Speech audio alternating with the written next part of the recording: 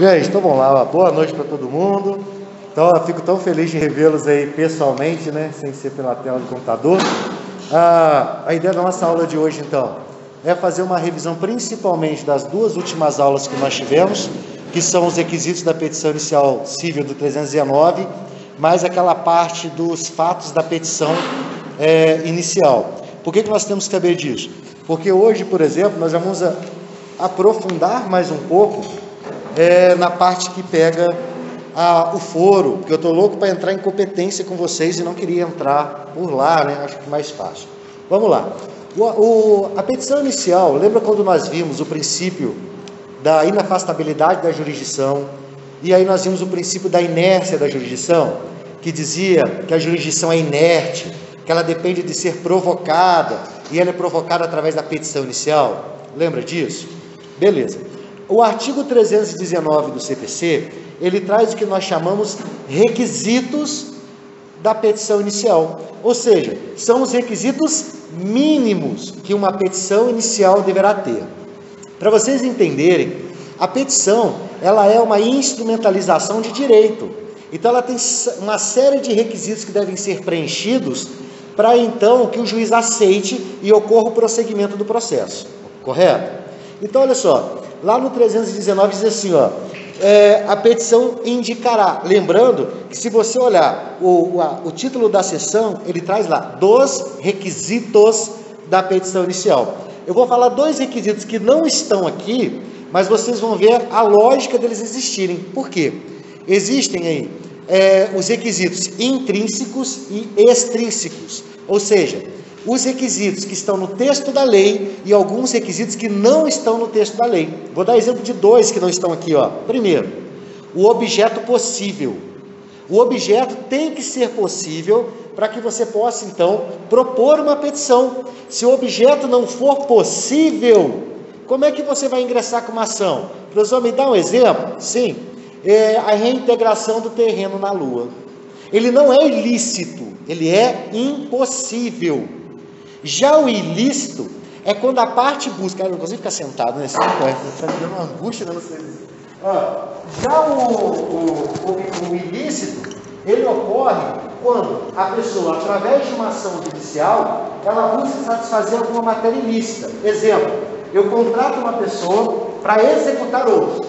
Aí essa pessoa que eu paguei, que é o executor, não cumpre, não mata o cara. Aí eu falo, olha, ele descumpriu o contrato, e eu fiz o contrato, inclusive, porque eu vou me garantir. Fiz o contrato, ele descumpriu o contrato, concorda? Aí eu falo, vou executar esse contrato, porque eu quero que ele cumpra o contrato. Consegue ver? O objeto, ele é ilícito, esquecível. Mas eu posso dar um exemplo para vocês, em trabalhista. Imagina um indivíduo pedindo vínculo trabalhista na boca de fumo. O traficante fala, não, eu fiz uma negociação aqui, eu quero receber os meus honorários que eu prestei serviço. Consegue entender? É tão assim, exótico, que nós conseguimos ver que isso é impossível, muito embora o código não traga dizendo que o objeto tem que ser lícito e impossível, correto? E aí no inciso 1, ele diz assim, o juízo a quem é dirigido. Olha só, quando você vai mandar uma correspondência para alguém, você não tem que colocar o destinatário de uma correspondência? Senão eu não sei para quem vai receber essa correspondência. O juízo é o endereçamento da peça, ou seja, para quem eu estou mandando essa petição. E isso é muito importante, porque é aqui que define as chamadas regras de competência. Até 2015, lá no artigo 282 do antigo CPC de 73, ele dizia assim, o juiz ou tribunal a quem é dirigido, beleza? Olha o que diz o 300, isso aqui no inciso 1, olha o que diz o 319.1 do CPC, ele diz o juízo. Tá, o que isso muda do CPC de 73 para o CPC de 2015? Olha só, até 2015, o endereçamento era feito assim, vou colocar aqui, 282, tá?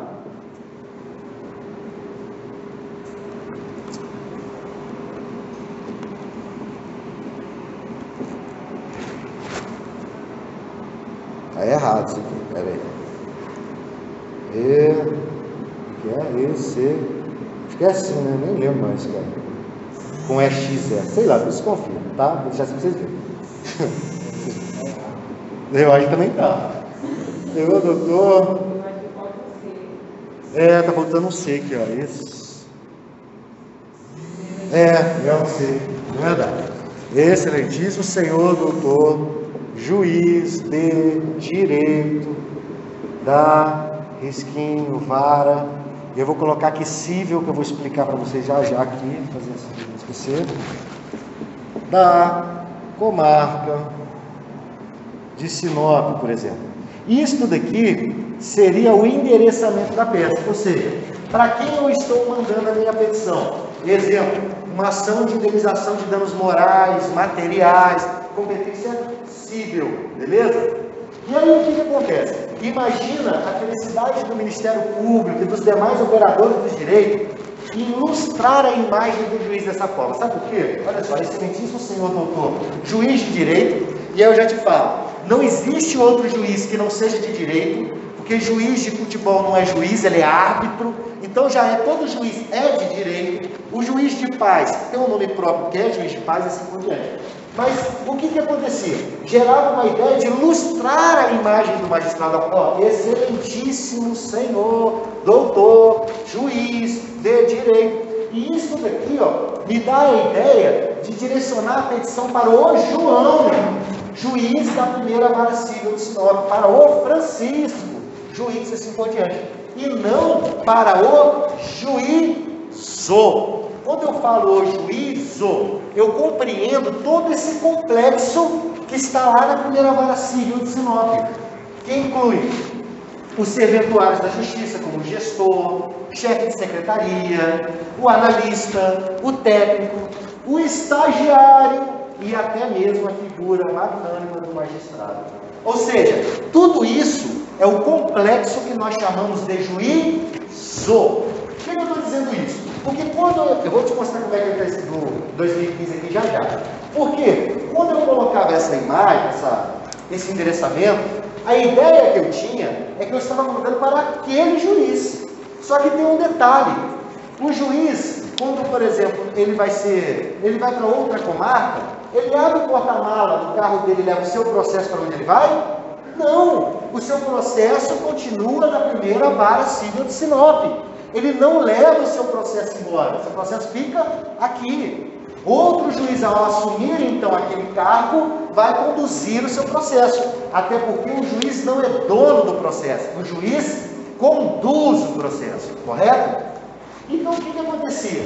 Eu interessava numa ideia de pessoalidade ao juiz, enquanto o 319 fez com que o endereçamento da petição fosse modificado, aqui no Código 73, tá?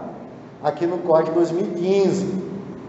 Hoje, a peça é assim, ó, ao juízo da risquinho, eu vou explicar já. O mesmo endereçamento, só para vocês verem a diferença.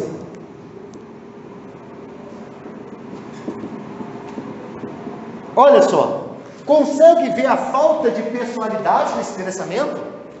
E aí, começou a surgir uns outros endereçamentos aí, por isso que eu estava dizendo para o senhor naquela hora. Se você pegar aí, procurar, só pessoa de estágio, você sabe, né? E se você procurar, você vai assim, ó, ao juízo de direito, pô, ao ilustríssimo juízo, tá errado, tá buscando uma pessoalidade ao endereçamento que tem que ser feito dessa forma, joia? Mas por que eu estou explicando isso? Porque este é o primeiro requisito da petição inicial, o endereçamento da peça, que está lá no inciso 1 do 319. E o que nós temos que entender? A chamada competência. Nós vamos ver isso com bastante calma na nossa... Vem a próxima da outra, né? Então, olha só. Competência. Quando a gente fala em competência, a primeira coisa que vem na nossa ideia é o incompetente. Que o cara não tem domínio de fazer alguma coisa, mas está tentando fazer. Isso que a gente tem uma ideia de competência. Falou, eu sou incompetente. Não é isso? Quando a gente fala em competência processual, quando a gente vai analisar a competência, a gente vai entender o seguinte, que pelo princípio do juiz natural, lembra daquele juiz natural, que tem que ser togado, que faz uma prova de um concurso de provas e títulos, que ele vai assumir, então, uma vara determinada, e quando você promover uma ação judicial, aquele indivíduo já vai estar sentado lá, lembra disso? A proibição da criação do tribunal de exceção, que é outro princípio. Então, o que acontece? Quando eu coloco a regra de competência, essa regra de competência, ela aparece em dois momentos aqui no endereçamento. Olha só, aqui e aqui. Sabe por quê? A de cá, que é a cível, nós chamamos de competência quanto à matéria. Ou seja, competência quanto à matéria. Qual é a matéria? Qual o juiz competente para julgar aquilo? E olha só, por exemplo, o senhor não pode entrar com uma ação criminal num juiz cível. Do mesmo jeito que você não pode entrar com uma ação cível num juízo criminal. Você não pode entrar com uma ação trabalhista numa vara criminal. E assim por diante. Existem as chamadas regras de competência. Nós vamos aprender cada uma delas. E aqui então nós temos a competência quanto à matéria. E aqui ó, nós temos a competência quanto ao foro. Isso aqui que nós chamamos de foro. Isso daqui é a competência de matéria. E acreditem, um dos erros que mais tem em petição é errar a competência da ação. Aí você fala, nossa professor, mas é tão fácil entender que uma ação tem que correr no cível e o que tem que correr no criminal. Você fala, sim, não tem dúvida disso. É tão fácil perceber uma ação trabalhista, concordo. Agora, e quando você vai entrar com um mandado de segurança que você não sabe quem é a autoridade coautora? Você não sabe se é Justiça Federal ou Justiça Estadual? Errou. Então, nós temos algumas competências que geram um pouco mais de complicação. E aí, para facilitar ainda mais a vida nossa, é criado as competências de varas especializadas. E isto não é definido no Código de Processo Civil, no Código de Processo Penal, na Constituição Federal. Não é. Porque cada estado, lembra quando nós aprendemos as fontes do direito processual e nós vimos regimentos internos dos tribunais? O que eles fazem? Em Sinop, por exemplo, nós tínhamos a 5ª Vara Civil. A 5ª Vara Civil, ela cuidava das matérias cíveis mais família. E aí o que foi feito? Foi criada uma vara especializada em família e sucessões. Ou seja, todas as demandas que forem família e sucessões aqui em Sinop vão para uma vara. E aí criou outra vara de infância e juventude. Então, se você quiser adotar alguém, não vai ser na vara de família, vai ser na infância e juventude. As varas criminais, elas também foram recebendo especializações. A 2ª Vara Criminal, por exemplo, aqui em Sinop, ela faz a violência doméstica.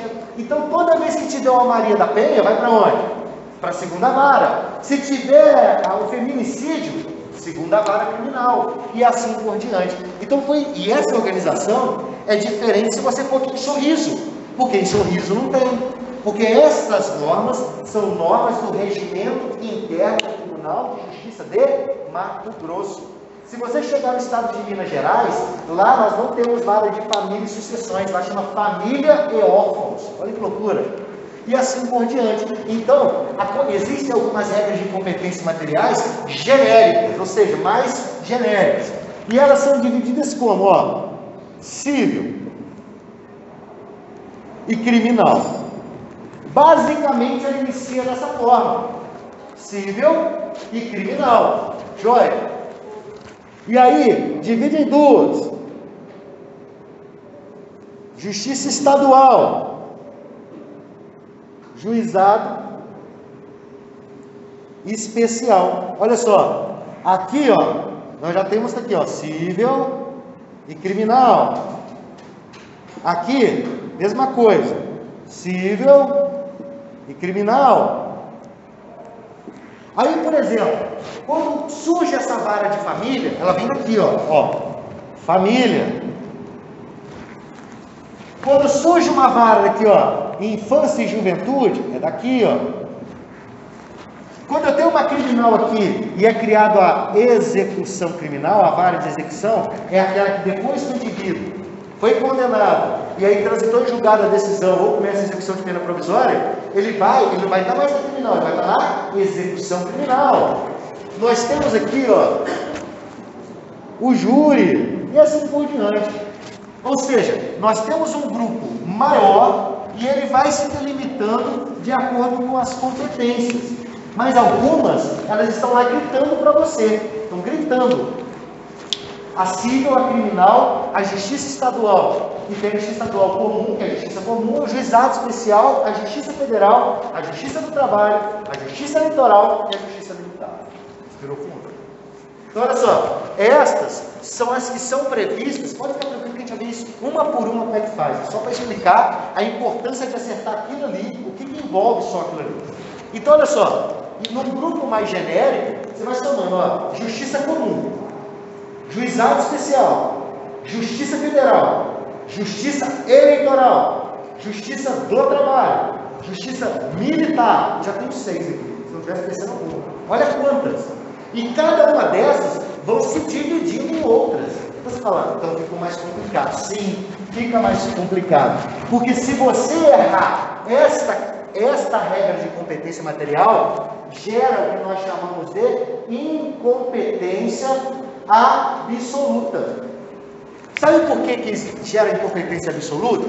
Porque imagina uma sentença de um juiz criminal num processo trabalhista.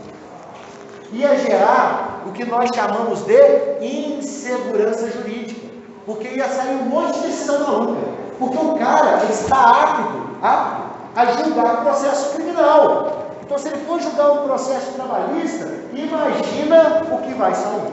Joia? Então, isso gera incompetência absoluta. Vamos ficar bastante calmo. E a de cá, competência contra o foro? Olha só.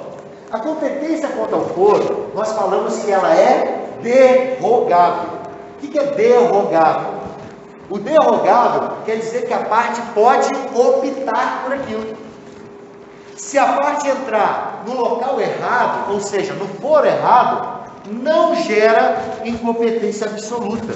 Gera o que nós chamamos de incompetência relativa. Sabe por quê? Enquanto aqui o interesse é público, ou seja, de toda a coletividade, porque a gente tem medo de uma decisão do juiz criminal no processo trabalhista, o interesse aqui ele será privado.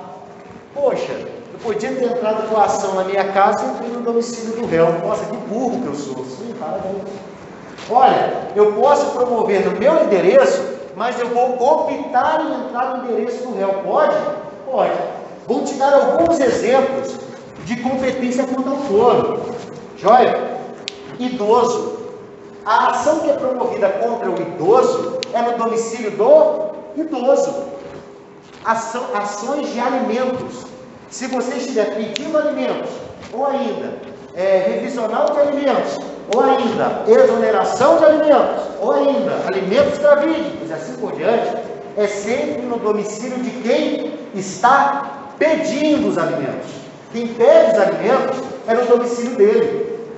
Isso é o que alguns chamam, que não é o correto, de foro privilegiado. Ou seja, ele tem o privilégio de entrar no domicílio da casa dele. Mas ele não pode, então, entrar no domicílio do réu, professor? Pode. Imagina a seguinte situação. Você mora lá em Novo Progresso. E aí, dizem as más línguas que existe um portal ali de Peixoto para cima, que tudo que é precatório que sobe não volta. Ah, isso é mentira. Dizem, só dizem. Então, um portal mágico que não se cumpre decisão. Aí você fala, ó, eu vou de 15 dias em Sinop, minha família mora em Sinop, o genitor da criança mora em Sinop, eu vou entrar com a ação em Sinop porque vai ser mais fácil. É mais fácil saber o dia da audiência e tudo mais, do que ao contrário, do que a pessoa ir lá em Alta Floresta. Ele pode? Pode, porque o foro aqui, ó, a competência contra o foro, ela é derrogável, ou seja, optativa. Não é vantajoso para você fazer isso, não é vantajoso, mas você tem a opção. Agora, olha o contrário, você é genitor de uma criança, e aí você já teve uma ação judicial, você foi condenado a pagar alimentos, e agora, então, com a dificuldade econômica, você quer buscar uma redução disso. Nós chamamos isso de revisional de alimentos. O foro competente da revisional de alimentos é no domicílio de quem recebe os alimentos. Então vamos supor o mesmo exemplo. Você mora aqui em Sinop, você mora lá em Novo Progresso. Esta ação tem que ser ingressada lá em Novo Progresso. E aí o que acontece? Você promove ela aqui, porque aqui é mais fácil para você. Quando a genitora receber a intimação então desse processo, ela vai poder pedir a incompetência relativa. Fala, olha, não é aí que é competente, pode mandar o processo para cá. Joia? Agora, se ela não falar nada no primeiro momento que ela aparecer no processo, essa incompetência que era relativa passa a ser válida. Olha que legal. Porque ela não demonstrou que tinha prejuízo com aquilo. Ou seja, no primeiro momento que ela veio o processo, ela ficou quietinha, não falou nada. Ou seja, tá bom para ela. Joia? Então, ó, a incompetência absoluta nunca vai ter como consertar. Ela vai sempre dar errado. A relativa, se ela não for alegada pela parte que está prejudicada, torna-se competência válida. Isso é o que nós chamamos de perpetuação de jurisdição. Ou seja, aquela primeira jurisdição que não era válida, passa a ser válida. Mas isso só serve para o foro. Correto? A incompetência absoluta quanto à matéria, nunca que um juiz criminal vai poder dar uma sentença cível. E se der essa sentença cível, você vai conseguir anular a decisão do juiz. Beleza? Então, olha só, no artigo da lei, só diz lá, o juízo a quem é dirigida. Viu o que está por trás do artigo, do inciso 1º do 319? Isso é que nós nem definimos regra de competência, ainda uma a uma, nós vamos aprender isso. Então, olha só, quando você vai ingressar com uma demanda, vai entrar com uma ação, na sua petição inicial, a primeira coisa que tem que acertar já é a competência da ação. A competência quanto à matéria, se é cível, se é família, se é criminal, se é trabalho e assim por diante. E o foro competente, em qual local ela deve ser proposta. Como eu disse para vocês, algumas pessoas têm foro privilegiado. São eles, o idoso, os menores, incapazes e nas ações de alimentos. Joia? Réu preso, eu nem vou perder tempo de falar, porque réu preso, por regra, a execução tem que ser no local que ele está preso. Então isso aí já é automático. Joia? Beleza? Professor, pode falar. Você levou ao endereçamento. Essa petição inicial Então, os efeitos, né? Vamos lá. Na incompetência absoluta, deixa eu colocar um quadrinho aqui para você, aí fica mais fácil. Ó. Incompetência absoluta. E aqui, incompetência relativa. Lembrando que a relativa é do foro e a absoluta é da matéria, correto? Fica mais fácil, ó. Primeira delas, o interesse aqui, ó. Eu e minhas tabelas já estava com saudade do 4.15, vamos falar a verdade. O interesse aqui, ó, é público. Enquanto o interesse aqui é privado. Lembra disso? Então, ó, o interesse na incompetência absoluta quanto à matéria é público. Enquanto na incompetência relativa será privado, o interesse é meu. Aqui, ó, é inderrogável. Na relativa é derrogável. Ou seja, aqui eu não tenho opção, eu tenho que entrar na competência correta. Já na relativa ela é derrogável. Lembra que eu disse que a mãe pode abrir mão, no caso lá do portal, etc. Beleza. Vou pegar mais um pedacinho. Olha só, a incompetência absoluta, ela pode ser declarada de ofício. O que é declarar de ofício? Um de cada vez. O que é, quando eu digo que a incompetência absoluta pode ser declarada de ofício? Exatamente. Que o juiz, sem ser provocado, ou seja, ele recebeu sua petição e falou: porra, esse cara é louco, Como é que ele entra nessa comarca aqui, nesse foro? Está errado. Quando a gente fala que pode ser declarada de ofício, é que o juiz pode analisar a incompetência sem ser provocado. Ou seja, o juiz vendo que o foro, quanto à matéria lá, a competência quanto à matéria está errada, ele já declara a incompetência sem ao menos que a parte contrária não tenha falado nada. Porque o interesse aqui é o quê? Público. Não é interesse privado do particular, é interesse do Estado. Joia? E na incompetência relativa? Ela tem que ser provocada. E provocado no sentido de ser alegado, tá? Ou seja, a parte contrária deverá, no primeiro momento que vier ao processo, arguir, ou seja, falar sobre essa incompetência relativa. Ele vai falar, olha, o foro competente para promover essa ação é do domicílio do menor e não do domicílio do pai. Porque se ele nada falar, aquela primeira competência que estava incorreta passa a estar correta. Lembrando que a gente está falando de foro, matéria nunca. Joia? Agora o senhor me perguntou, os efeitos, não vai caber aqui, mas eu falo, se quiser anotar, os efeitos na incompetência absoluta, ou seja, se a parte alegar a incompetência, ou o juiz de ofício falar, olha, eu sou incompetente absolutamente para julgar isso daqui, o que acarreta?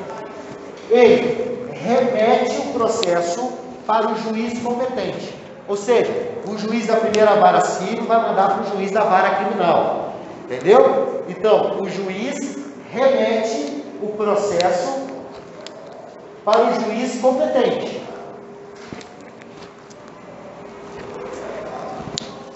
Então, o juiz remete o processo para o juiz competente.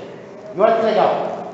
O juiz competente, quando recebe, ou seja, ó, eu, juiz incompetente, mandei para ela, juiz competente. Quando ela receber, que será o juiz competente, ela vai anular todos os atos decisórios. Então, o juiz incompetente manda para o juiz competente o processo, e o juiz competente anula todos os atos decisórios. Olha que bacana. Toda decisão que tiver sido tomada pelo juiz incompetente são anuladas. Vou fazer só um asterisco. Isto é o que nós mais fazemos no criminal.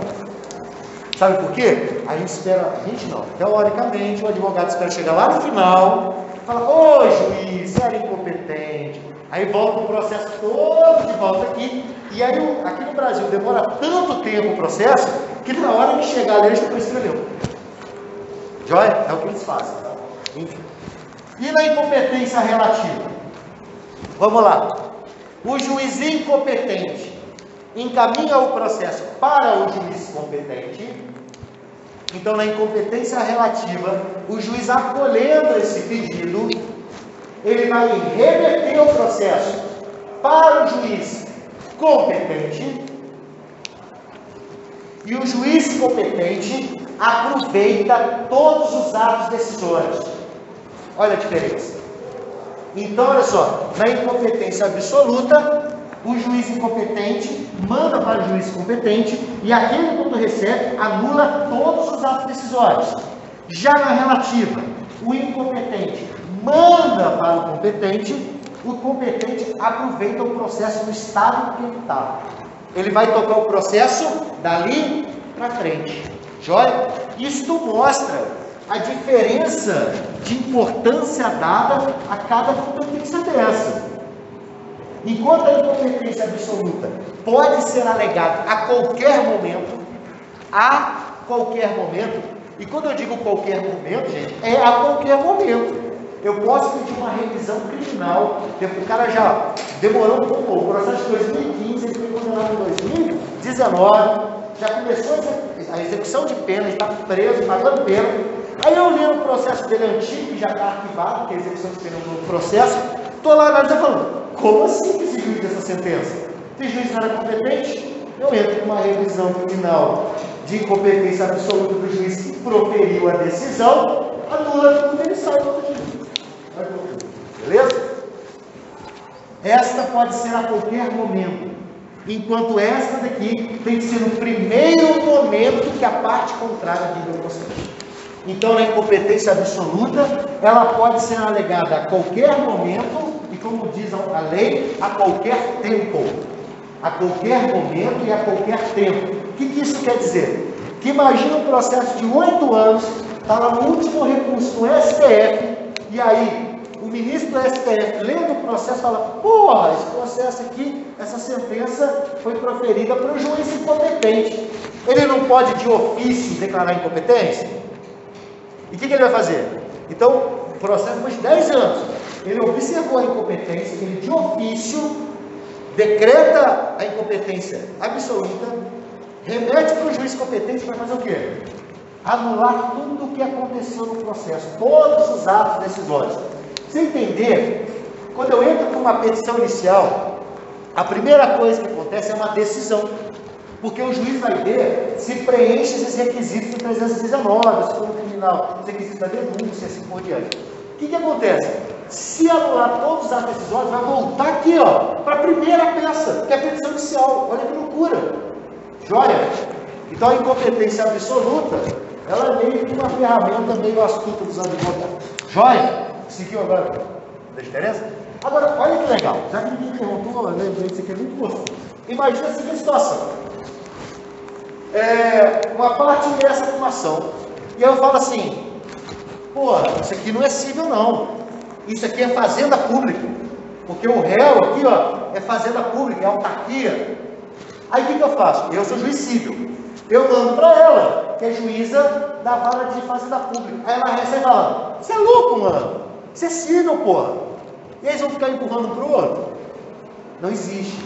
Isso é o que nós chamamos de conflito. Vou até colocar isso na prova. Vixe. Conflito de competência. Houve um conflito, ó. Eu, primeiro juiz, disse que eu não sou competente. Mandei para o outro juiz. Aí ela chega e fala, também não sou competente. Vai ficar empurrando isso até quando? Isso é o que nós chamamos de conflito de competência negativo. Ou seja, quando dois juízes se declaram incompetentes absolutamente para julgar o processo. Então, o conflito de competência negativo ocorre quando dois juízes se declaram incompetentes para julgar uma ação. Isso acontece? Sim, e muito. Vou te dar, aí, professor, como é que resolve isso? Nós vamos ver, na aula de competência, eu juro que eu explico mais devagarzinho para vocês. Olha só. Então, ó, eu sou um juiz da primeira vara criminal de Sinop, ela é juiz da primeira vara civil. Nós dois estamos vinculados ao mesmo Tribunal de Justiça do Mato Grosso, concorda? Então, olha só, acima de nós tem quem? Lembra daquela hierarquia? Os desembargadores. Então, quem vai analisar o conflito negativo de competência será o tribunal. Se você já quiser adiantar, isso se chama competência hierárquica vertical. Nós vamos aprender agora. A competência hierárquica vertical é quando uma autoridade superior vai analisar uma situação de uma competência inferior. Eu vou dar alguns exemplos quando isso cabe. Na ação rescisória e no conflito de competência. Competência hierárquica vertical. Porque existe a horizontal também, nós vamos ver. Essa é a competência hierárquica vertical, correto? Ou seja, um desembargador vai falar qual dos juízes é competente para julgar. Agora, pensa num problema, é o seguinte: eu sou juiz da primeira vara da Fazenda Pública de Sinop, competência estadual, está lá no fórum. Ela é juíza da primeira vara federal da subseção de Sinop.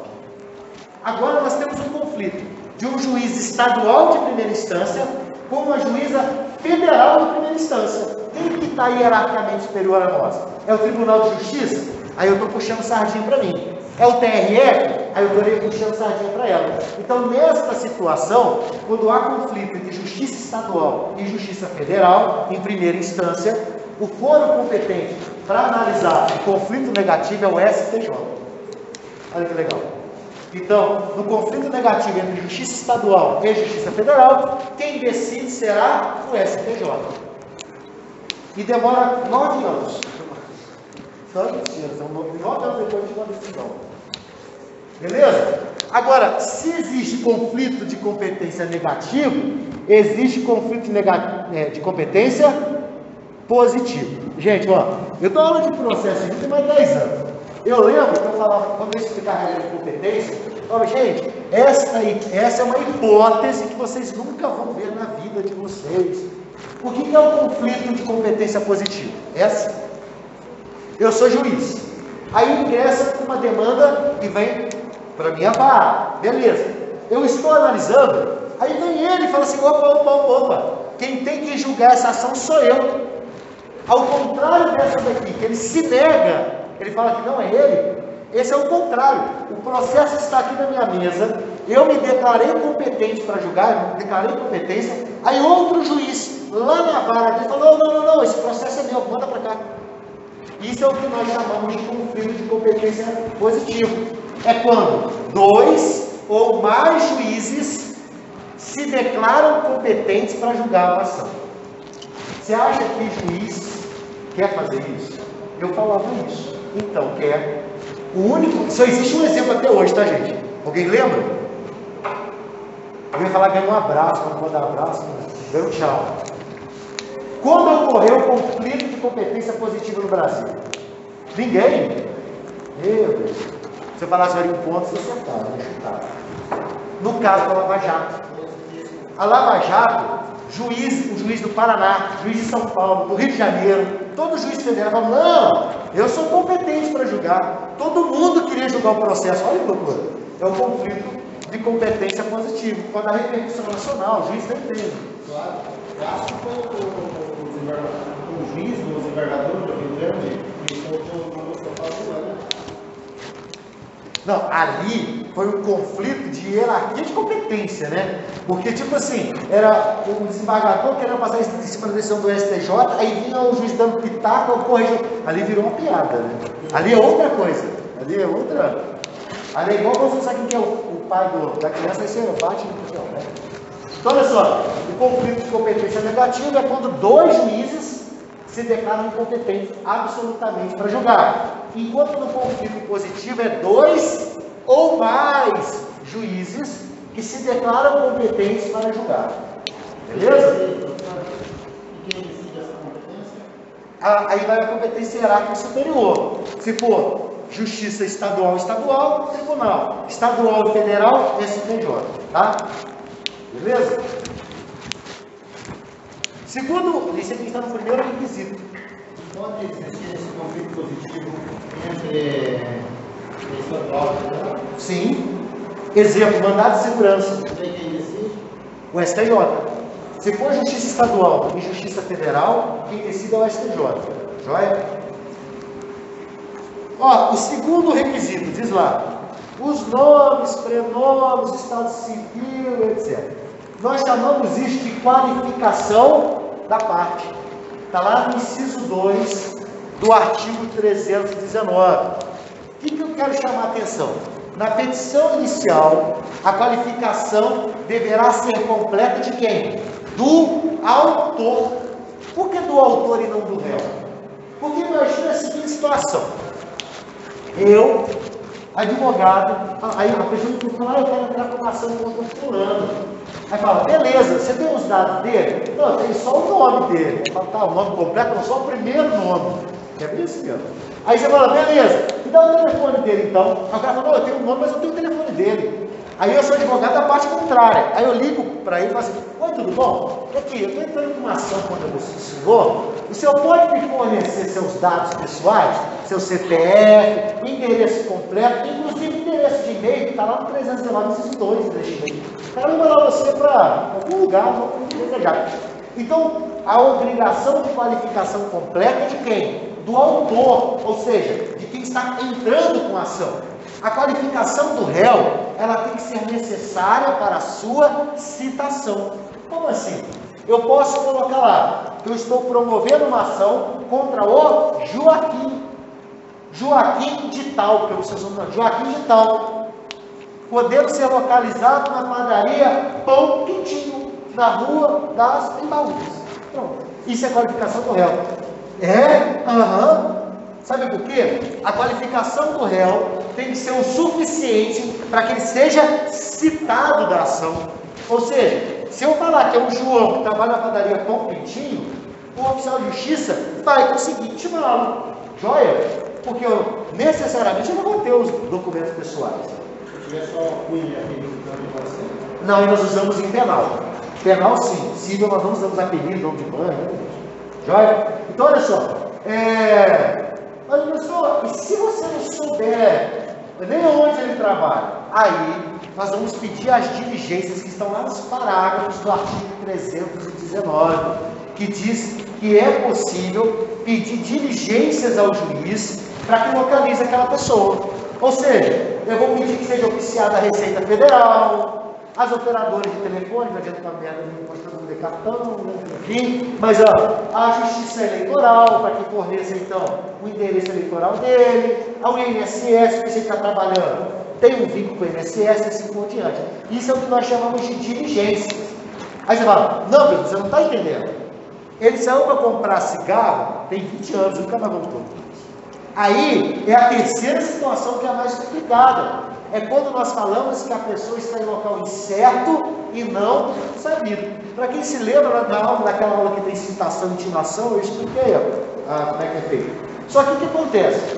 Se você parar e pensar, é muito vantajoso falar que a pessoa está em local incerto e não sabido. Por quê? Porque ele não vai se defender. Então é muito vantajoso. Por isso que, por exemplo, se for comprovado que houve nulidade da citação, ou seja, que eu sabia onde ele estava, mas eu não quis fornecer, eu que sou condenado a litigar isso com a fé. É óbvio que isso é maldade, beleza? Então, por regra, gente, em grande maioria das vezes, fala grande maioria, nós temos pelo menos os dados básicos da pessoa. Nome completo, endereço completo, telefone de contato, pelo menos o básico, joia? E os demais dados é de obrigação do advogado da parte trazer o processo. Então, no primeiro momento que o réu vier ao processo, na primeira petição, quem vai qualificar ele corretamente é o advogado dele. Joia? Algumas observações da qualificação. Se você observar aí, está escrito o nome completo, né? O nome da pessoa, o estado civil. Olha só, por que ele está escrito assim, estado civil, vírgula, a existência de união estável? Por que está escrito assim? Por que o legislador escreveu estado civil, vírgula, a existência de união estável?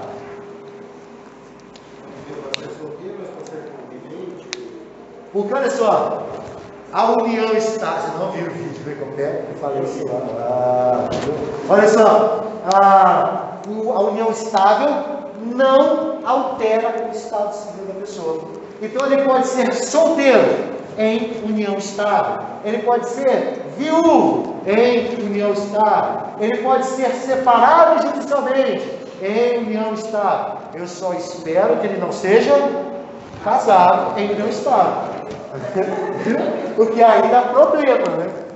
No caso, quando a pessoa está em união estável, vai colocar na petição, tem que colocar? Ela vai colocar, exemplo, solteiro, vírgula, em união estável. Ele vem dessa forma. Joia? Se for ação que envolve patrimônio, exemplo, inventário, arrolamento, que vai gerar um reflexo financeiro na parte contrária, ele tem que colocar solteiro, exemplo, em união estável com Joana da Silva Mendes. Ainda coloca o nome dela, porque ela participa do coletivo, pelo menos a informação. Joia? Então, que a gente tem muita mania, eu vejo isso demais. Qual que é o seu estado civil? Fala convivente. Convivente não é estado civil. Qual que é o seu estado civil? Solteiro, em união estável. Tá feio. Ó, essas questões de trabalhar com estágio, agir prova da OAB, eu já li cada coisa, já li. Estado civil estabilizado. Estado civil estável. Isso é ótimo, tipo, estável, tranquilo. Casados, separados socialmente, ou viúvo. Ó, nós em estado civil nós temos solteiro feliz, não, solteiro, solteiro, casado, divorciado, separado judicialmente e viúvo. Joia? Para que a diferença do separado judicialmente para o divorciado é que antes da emenda constitucional 66 da CR, primeiro entrava com separação judicial. Era como se fosse uma autorização para separar os corpos. As pessoas saírem de casa. Aí 2 anos depois do trânsito em julgado da separação judicial, eu tinha que entrar com uma outra ação judicial, que era conversão de separação judicial em divórcio. E acredite, eu fui conciliador nessa época e eu tinha que fazer as pessoas voltarem. Viu? É por isso que são combo, tão amoroso. Porque eu tinha que falar assim, só tem certeza, era obrigação. Tinha que ter no mínimo 3 sessões de conciliação, aonde nós deveríamos perguntar, você não tem desejo de voltar? Olha que absurdo. Sabe por quê? No Código Civil de 16, que tinha curiosidade, vai ver que o casamento era indissolúvel. Como regra. Como regra. E outra, se por exemplo, uma parte sofresse violência doméstica e saísse de casa, para não sofrer violência doméstica, ela perdia todos os direitos dela. É o que o pessoal chamava antigamente de abandono de lar. A pessoa ia na delegacia, mas o pessoal não, fulano fugiu de casa. E essa pessoa que fugiu, perdia os direitos patrimoniais do casamento. Era assim. Caramba, já. Nossa. Olha só, outro detalhe. Observa que foi incluído também o endereço eletrônico. Essa foi uma outra diferença. Então, nós temos a inclusão na reforma da união estável, porque o STJ equiparou união estável e casamento, né? Disse que os efeitos são os mesmos. Para quem não sabe, na união estável, a principal circunstância que acarreta é a não alteração do estado civil, porque todo o resto é igual. Porque tem 2 tipos de união estável, você lembra disso? Eu expliquei para vocês isso? Não? A GED, só para concluir, a GED e a feita no cartório. A feita no cartório, as partes se dirigem lá e eles fazem uma minuta, uma ata de união estável, um documento, dizendo que eles convivem em união estável, a data de início da união estável e o regime de bens que eles querem optar. Essa é feita em cartório e custa 190 pilas, nem estudo, custa bem baratinho, beleza? E a GED? A GED é o que nós chamamos de juntar a escova de dente. É aquela que a parte pega e vai morar com a outra. Pronto. É união estável. É uma união estável não formalizada. Essa é formalizada. A juntar a escova de dente não é formalizada. E olha que legal. A diferença das duas é que nesta daqui eu posso optar pelo regime de bens. Quando você junta a escova de dente, aqui, por regra, é comunhão parcial de bens. Regra. Comunhão parcial de bens. Joia? E outra, aqui você vai ter que entrar com uma ação de reconhecimento e dissolução de união estável. Você tem que entrar com uma ação judicial para declarar que você tem união estável e para dissolver, para depois partilhar os bens. Aqui é só dissolução de união estável. Sim, pronto. Essa solução de união estável no cartório é diferente do casamento civil? Diferente do estado civil? Sim, sabe por quê? Do casamento civil feito no cartório. E se fez casamento no cartório, o que vai acontecer? Vai haver o divórcio. Aqui, ó, isso daqui vai acontecer a dissolução. Se você era solteira, fez a união estável no cartório, você continua solteira.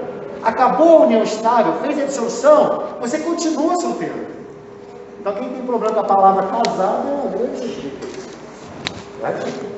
Joia? Não que eu esteja inclusive isso. Mas olha só. Que hora é que tem, já foi, né? A gente fazer pinguim na chamada de vocês. Vou terminar esse dois que o senhor falou também lá, na questão da obrigatoriedade ou não da inclusão do LG, né? Inclusive é uma questão sua.